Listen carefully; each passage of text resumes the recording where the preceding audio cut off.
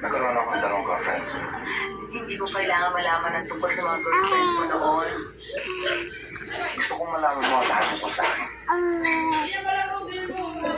Espiya, Yung unang girlfriend ko, hindi kami magkasundo. Hindi niya matanggap ang trabaho ko. Lagi daw siya nag-aalala. Na-realize niya, hindi niya pala ako talaga mahal.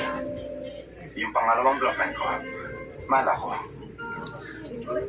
sige Pero po, iba ang cute. pangarap niya. Gusto niya umasenso agad. Gusto niya lumipat kami ng Manila para kumita ng malaki.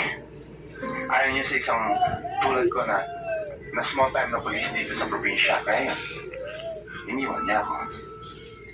Aray,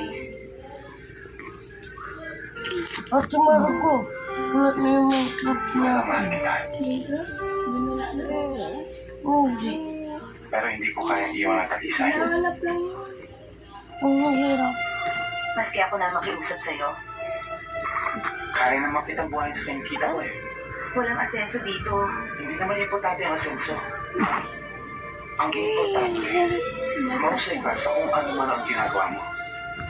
At may nagagawa ka parang makatulong sa iba. Ang itay ko, nabuhay siya at nakatayo bilang isang pulis sa akin. Oo, hindi nga ito ang senso. Kaya kakakot mo na bata yan. Sasapukin ko yan. Siya sa buhay niya. Pero ako lumala. Higit ka na. Higit ka sa'yo. Diba? Sinabi mo kagabi. Pag nagmahal, dapat magmahal at magbigay ng buo.